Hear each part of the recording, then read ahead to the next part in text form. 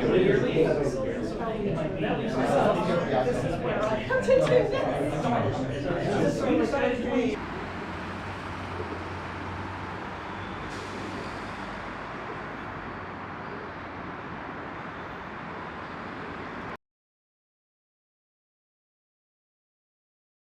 built the Downtown Expressway and the Powhite Parkway to connect with the suburbs. There was a number of different plans over the years.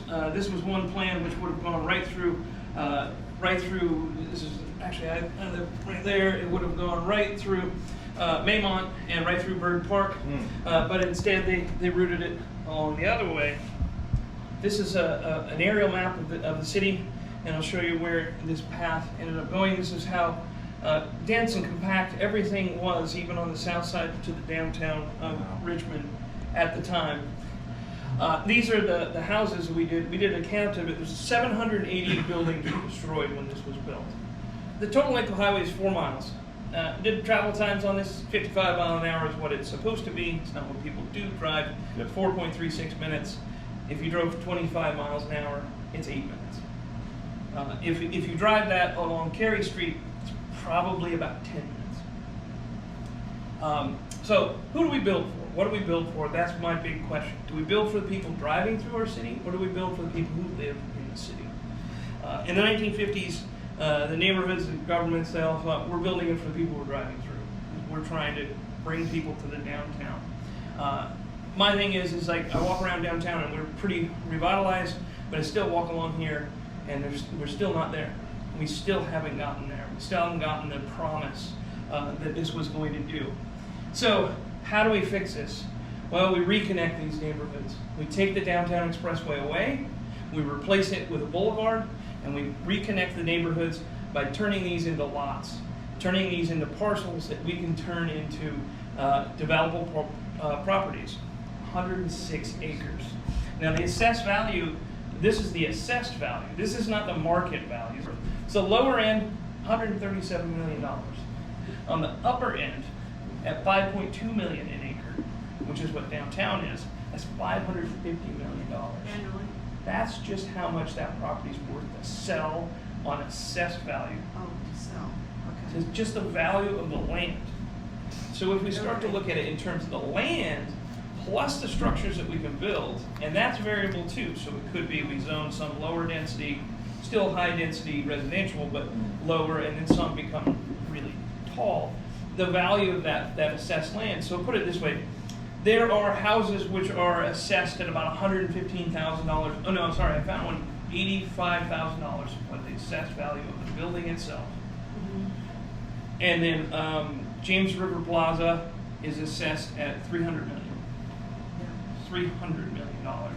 The new Dominion Tower, I think, is assessed at something like $13 million. Yeah. That's the taxes that they have on it, and they do vary. Yeah. So if we said the median between those two extremes could be $500,000, and you see new houses which are going up in the Carytown neighborhood, there's new ones that are getting assessed at $600,000. And it's a new property, so they're going to get a higher assessed value just from the beginning because they're a brand new building. So we could add assessed value to the city of $717 million of taxable property in the city. And that's times 1.2%, $71 million a year. And one of the main reasons I'm making this pitch is because I've kind of been doing these things on the back of a napkin, kind of looking at these things. I'd like to get more people helping. I'd like to find the sources of funding so we can actually start to do a study for this.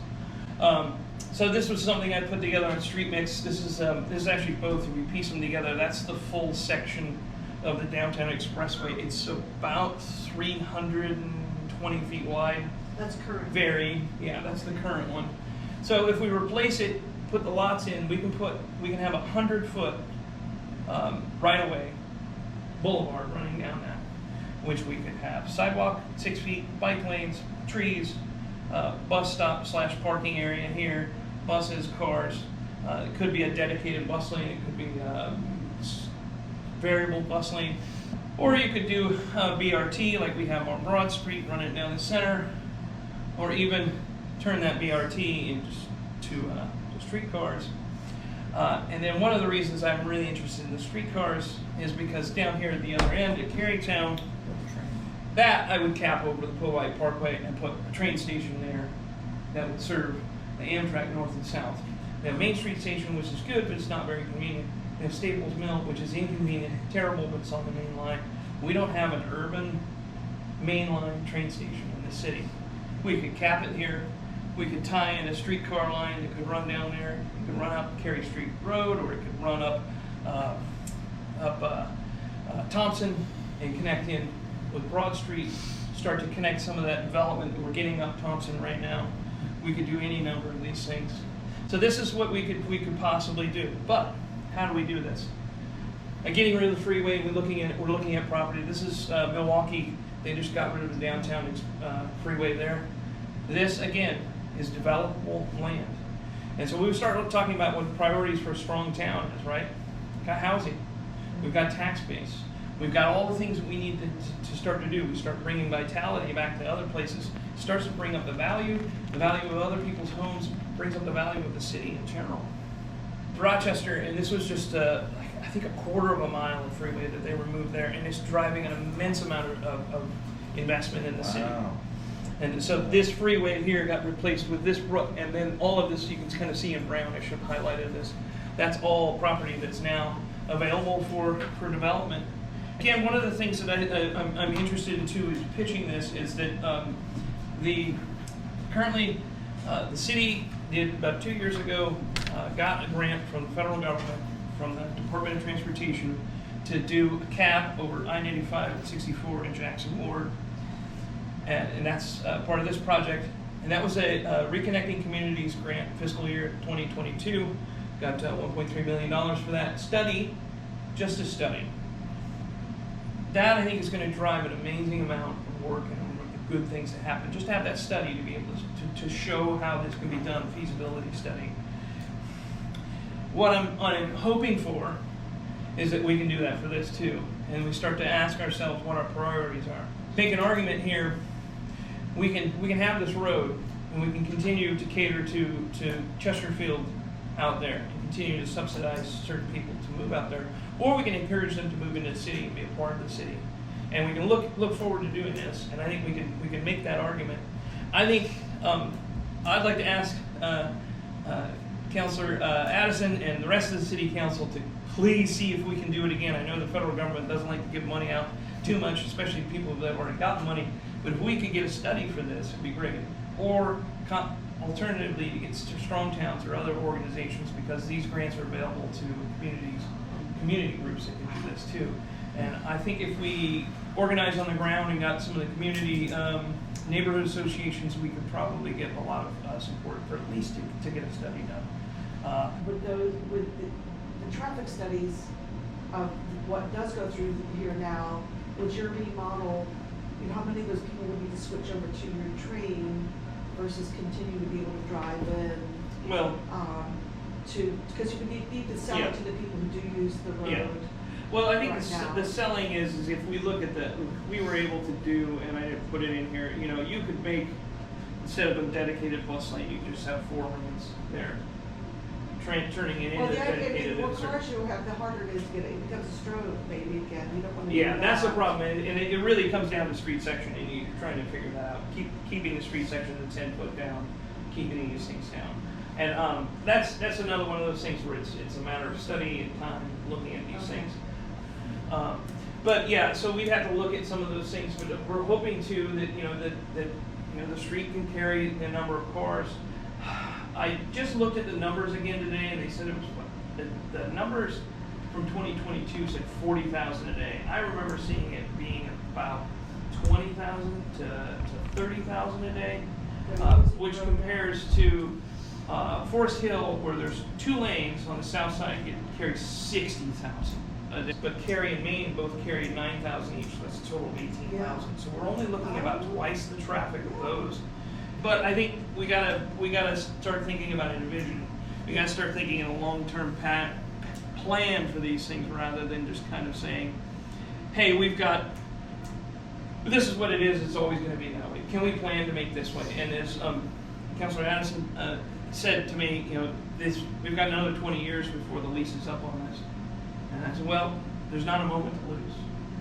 Because if we got 20 years, we can start planning for this. We can start making it so that when the lease is up on this, the city owns this. If I'm correct, the city owns this outright. We just lease it to the transit agency. We can start shifting this thing around. What can we do then, as such as we are right now? Yeah, I think we start talking to our city council members, to our hopefully our new mayors, and to anyone we can, community people, to start doing this and see if we can start to get a groundswell of ideas for this. Again, this is something I've been kicking around for about 2 years. Hi everyone. Hi. So I'm Andreas. I'm on City Council, first District City Council person. Been there for 8 years. If you don't know much about me, I am an elected official serving City Council. I'm an entrepreneur, own a business, and I am an adjunct professor at UVA teaching social enterprise. If I'm not legislating, you can probably find me riding the bus, riding my bike, or walk around the neighborhood doing the things that you do when you live in a great, beautiful urban neighborhood like the Museum District. And so one of the things I really care about is trying to be more of a everyday person kind of elected official. I think to me that's what I try to do as much as I can every day. What I love about this conversation is a lot of things in regards to some of the challenge we have over the last 50 years of our city. Over the last 55 years of this city's, you could say, urban renewal post reality is the scars of the past. Decisions made racially to divide and destroy. And the call to heal these wounds is overdue and needed. And the challenge we have, and this is the one thing that's in the way of this plan in terms of one of the things in the way of it, is that dirt is really expensive. It was really cheap to move it out back in the late 60s and early 1970. It's really expensive to get enough dirt to fill that hole. And so it's not just there's a lot of deep holes, and it's not uniform across the entire way, and that's going to be probably one of the biggest challenges to overcome, because the Boston Big Dig was $24 billion. Now that was highways and a bunch of other things too, but that was a big project that involved a lot of earth moving and underground infrastructure to support that, and they got a new beautiful park out of it, which is great. So just in that context of this idea is great, I think healing our city by connecting neighborhoods back again is what we should be starting to do as much as possible. I think there's some opportunities right here, especially between Oregon Hill and VCU, and literally creating a Maginot Line physical structure of, I want to rebuild this neighborhood back to each other, but this is where VCU cannot no longer pass. Yeah. We can really say, no more, this is it, this is the line, we're done. Because this highway could be covered and create housing, apartments, first floor retail, a lot of connectivity. So the challenge we got to think about, in my opinion, and this is just me thinking about it from a perspective of 20 years out, it's hard for city council members to have anywhere beyond a 4-year vision. It's elections, sorry, that's why. It's just because, not that I can't think farther than 4 years, but if I can't do enough in 4 years, what's worth the vote of the conversation to be criticized about why are you spending all this time doing this when you could be doing that, which is what we typically get blamed for. So elected wise, love the idea. I think we should definitely talk about it, but it might be from a planning perspective. It might be from a bigger like Plan RVA, our regional body, focusing on thinking about how these decisions that we made 55 years ago are kind of a conflict of interest, doing what we're trying to do today. If filling in with dirt might be too expensive, we can definitely build above it with concrete and steel and infrastructure that would be a lesser costs, and we could probably just start building it tomorrow. Engineers love solving problems like that, and I have an example of where that's already something I'm starting today that I'll share with you later. Let me give you another idea. This is going to be 20 years out to do, and I think we should figure out how to either cover it, cap it, build on it, develop it. But here's something I think we should do first. Right now, in the beginning of your talk, I loved it. You said you hit it right on the head. We designed our street grid downtown, mostly here, and on Cary Street in Main, to do what? Get people out of here as fast as possible, or get them in here as fast as possible. Rumor has it, the reason why all of these streets, especially downtown, are one way, and the way that traffic flows through is because elected officials were late getting to meetings back in the 70s and 80s, and they forced the city of Richmond to change the traffic pattern so they didn't get late again. Let's take back Main Street and Cary Street. Yes. two-way streets, Yeah. like the rest of the streets are, Yeah. and literally focus on this grid downtown being calmer and not as quick to get around. There's too many wide streets with 4 or 5 lanes that do not need it. Yeah. And the worst part is downtown is dying Yes. because between the hours of 4 and 6, what can you not do downtown? Across the street. Or park. Right. So I'm literally telling you, get out. Yeah. In most Well, downtowns, I'd like to come to city council meetings. yeah, and that's. I don't know where I'm gonna park, Yep. because they're in the evening, and I'll be a woman coming alone. And, Do you know what suffocates first floor retail? No parking from 4 to 6. Do you know where most people go to do things in a first floor retail space? The hours of 4 to 6 when they go off work. So what are we doing? We are literally saying to the counties, go home, don't spend your money here. yeah. And so what I'm trying to think about is we need to think through what I can already control today. Yeah. Because what I'm thinking is, in this argument of what Downtown Expressway is and is not, if we shut down the thruway of Cary and Main, if you make this entire stretch all the way to downtown, 2 ways, it'll take time. What will happen to the volume of traffic on Downtown Expressway? Potentially. It could increase it. Because the reason why people use Cary Street is because I don't want to pay that toll. And I'm like, maybe you should, if that's how you're going to drive on my streets.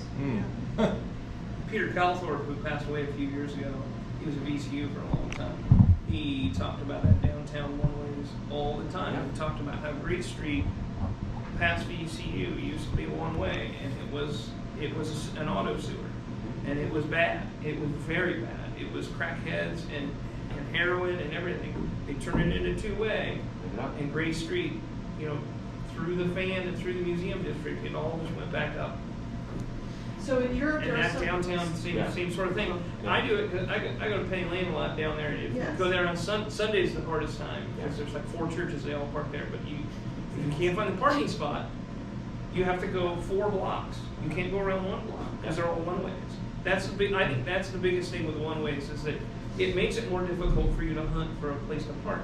I never have a hard time finding a spot eventually, but it's just hard to navigate when you're doing 4 blocks instead of 1. And for me, what I think is interesting about that plan is it's Vision Zero, it's complete streets. This is the most perfect example of where this should be applied and put back. If you go up, I think it's a couple blocks that way in front of the Jefferson, and if you stand out at the front entrance facing the apartment building across the way and look to the left where the one-way traffic's coming up, there's an existing street light that's facing the wrong way. How did that happen? It's proof our streets used to all be 2 ways. And the point of that is we let someone else tell us that it's better for me to get out of your city than stay in it. Well, the- And so this is where I see an opportunity to do this. Now, again, Boston's another example I'd like to mention because Mayor Menino is famous for doing one project in traffic.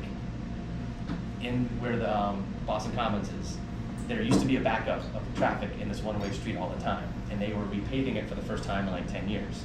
And like the day they were gonna turn the lights back on, he said, nope, turn that light around, the traffic's gonna go the other direction. It was just for like 1 block, but that's what changed Boston Commons gridlock, that created this incredible challenge was, he's like, if these cars from right here to here just change direction for it would change the entire flow of cars, and it did. Engineers said no, everyone said this is a bad idea. It's like, I watch people. Right. I see how people interact. I see what makes people want to cross the street or not cross the street. And if I see a conflict in the street design and it's because of the flow or the volume or the way it moves, then we should maybe do something to change that. And for me, that's what I think would be a big first step, because it could either prove we need to do something bigger with like light rail or something else down that route. Because to me, what I think we could do here is maybe we don't get rid of it and fill it in, maybe we just put light rail in it. Get rid of the entire highway or put light rail there already, because it's already a hole, it already exists, and we can try to fill up again against it. There's some ideas we can think a little bit bigger, because then that's not just trying to spend money to fill it in and then build it up. It could also be, let's fill in around it and use it for something that we know we want and need. Because that route would be great for light rail. Well, yeah, that would pick up any traffic. My thought was if we went from Cary Street to Main Street. Yeah. And then, I've pitched this before, the Main Street station, there's a train line that runs within a quarter of a mile. of Bird. Was he weird? Bird Airport. Yep. Yeah, I know. It's a direct air. It's used like once to maintain its status of a Yeah. used rail. Yeah. It's stupid. And I pitched that to this guy in Hampton State, so Yeah. we're looking into that. And so here's what I wanted to kind of talk about, something I'm doing right now Yeah. in secret. No, you can leave that go. So right here, if you haven't heard, we have a beautiful amphitheater coming in, right? It's gonna be awesome. Excited for it. The one 3 North is doing. Yeah. And so we've got Browns Island. Um, We've got this new amphitheater. We got CoStar with their beautiful new headquarter downtown. Amazing office is going to be there. And so, see these 3 little blocks? Yeah. Those 3 right there? Hear me out. No, let me walk through this vision real quick. Let's bring those back to grade at the hill, because it's a big hill. Yeah. Second, third, and fourth. Yes. Between second and fifth is a hill.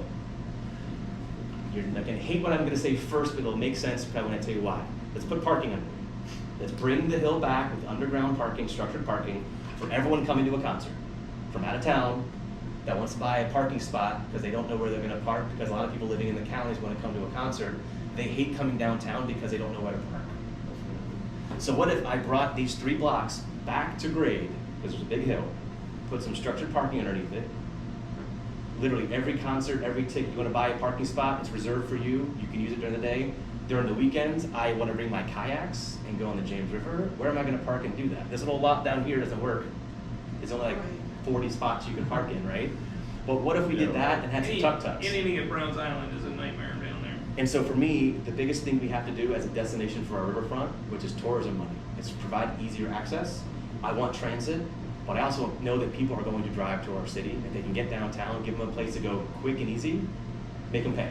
They want to bring a boat, they can I know. take us. No, you're right. But then what happens is all that land is owned privately around it. So if I bring it back to grade, now all of a sudden the entire city block can be a new building. 3 city blocks being added back to our downtown street grid with parking underneath it. Also means all these ugly, empty, vacant parking lots that I really want to see a big building on, that I removed the parking requirement for, so they don't have the required parking, can now be filled in. Because right now, when I talk to Venture Richmond, they're like, we don't have a parking problem. We have all these festivals and events. People find parking all the time. I'm like, well, they won't if we start building up all the things they park on. Because right now, they're not parking on the street. I don't know what they think where the people are parking, but they're not. It's not fun getting downtown for River Rock. Right. And if you live here, what do you typically try not to do? Get a ride with somebody else, right? Not go yourself. And so for me, this is one of the things we can do. If we want to focus on tourism, the James River and access to it, first of all, transit, buses need to get to there. They don't enough right now.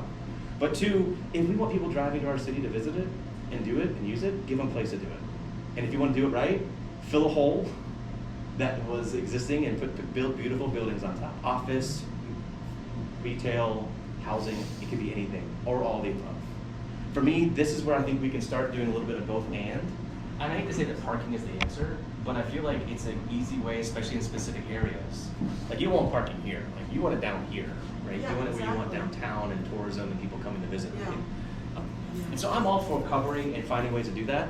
My concern is that this idea, it sounds great, but the dirt Yeah. and then the infrastructure, water, sewer, the street grid back, it's gonna be a lot.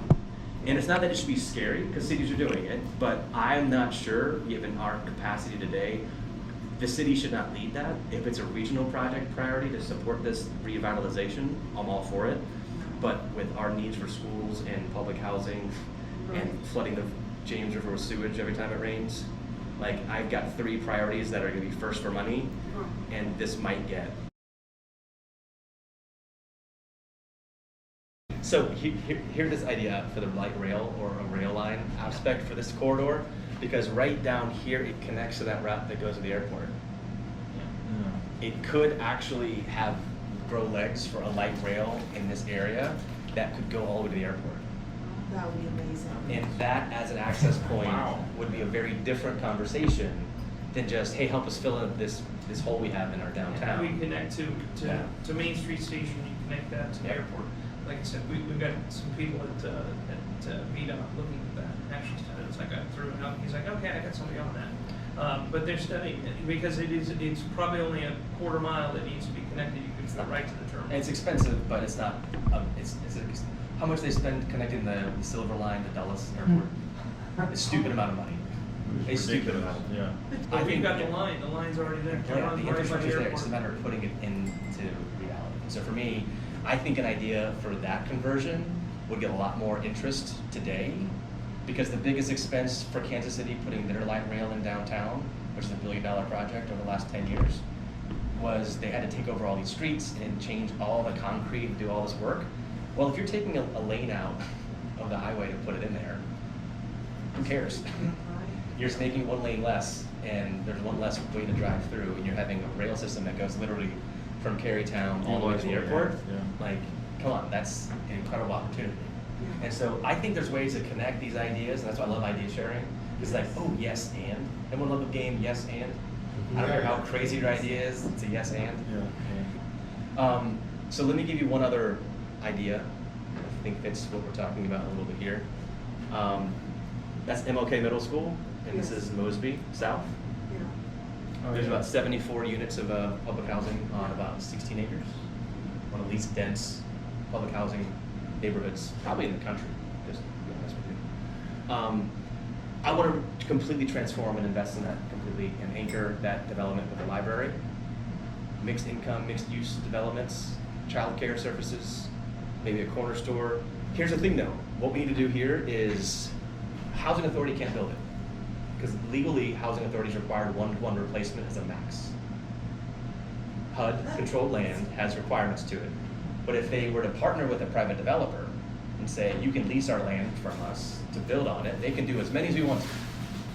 So if I want to build 300 units of voucher-based 2-bedroom, 3-bedroom houses or apartments, Yeah. I can then put 500 workforce housing and then 800 market rate. Because across from this bridge, that should be have you seen Bridge Park plans? Long story short, it's a bike ped focused bridge. We put trees, and you only have one lane of traffic for cars and maybe one lane for buses on this entire bridge. Now That's- everybody Okay, who, that's separate for the fall line, what they're gonna do with the ninth, they're doing something similar for the 9th Street Bridge? Or Yes, that? yes. Okay. but I believe this bridge is easier because the traffic is way lower and this breadth of it's so wide. Yeah. You could literally connect every one of those residents to all the career development opportunities with VCU Health, Yes. school or work. You've got JSarge, Yes. and you've got all that we're going to build in here with the downtown city center plan. Yeah. And for me, the beautiful part of this is I can make sure no one here needs to own a car, Ah, because you literally can bike or walk, Oh, yeah. not even a half mile, and it can be to the most beautiful part of it. And then let me finish the other part of it. If you keep going along, what's the street called? Lee? Yeah. Lee Street could become a new streetcar. Electric streetcar that just goes back and forth from Scott's Addition to Churchill. Yeah. Now you're connecting baseball, soccer, breweries, and restaurants in Scott's Addition and the greater Scott's Addition area to all the people who live in Churchill. Very nice. yeah. And in between that, what do you have? Our downtown corridor, the back of the convention center for tourism, because tourists want to come visit for a convention, they can go to see our breweries and restaurants. So you've got Carver, you've got back of VCU campus, you've got VUU students can get to that too. Yes. And all of a sudden you start realizing I can now showcase transit-oriented neighborhood investment Yeah. and focusing on making sure we are improving neighborhoods. Economic development to me is not shiny projects, even though I've said a couple today. What the good economic development is improving the quality of life for neighborhoods. Mm. It's making sure you elevate and improve what neighborhoods need. Yeah. It's the little smart little spots you pick and choose in neighborhoods to put an anchor for a corner store or other development opportunities like that. The reason why I like to say this corridor is a great opportunity is because now we're really focusing on a transit-focused downtown corridor, and you're getting rid of all the, I think, risks of involved, and we're focusing on the right things. This is for tourism, parking. Yeah.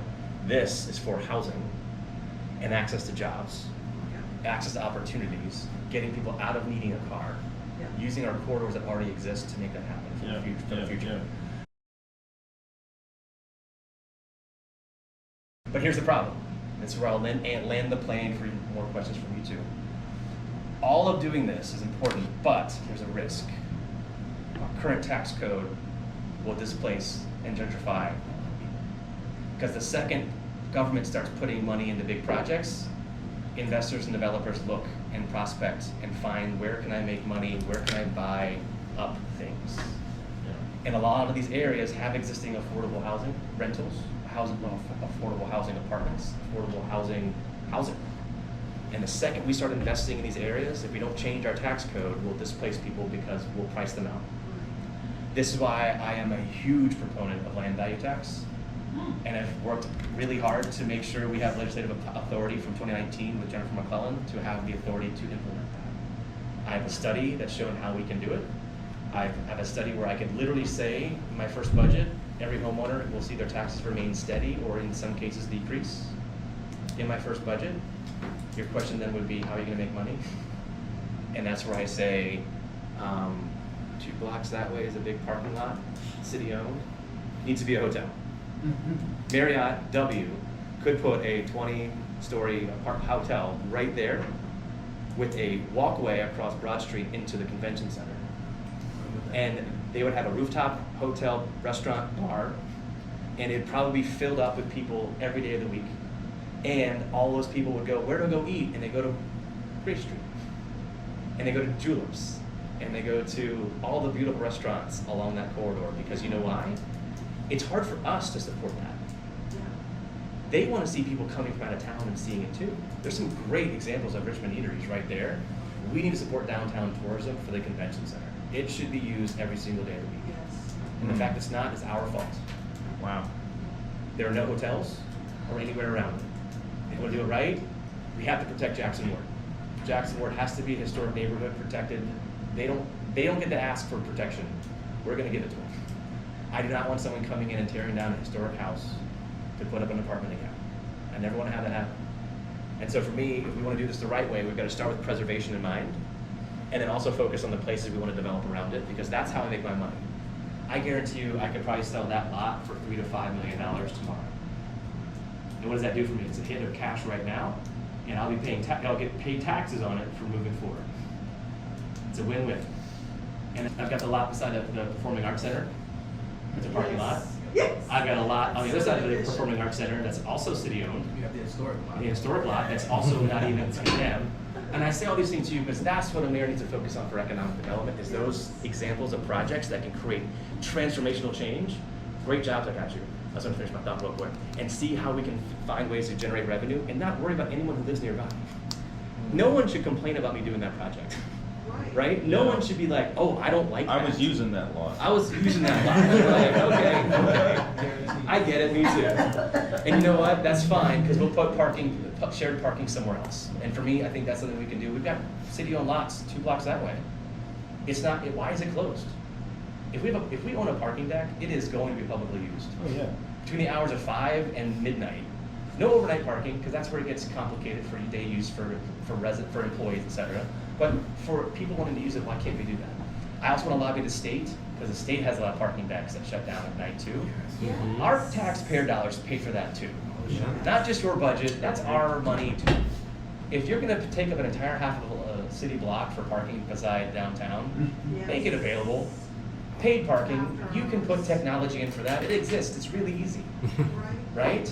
Yeah. And you know, cost of parking construction is $25,000, $28,000 a spot. Do you know how much that is per day?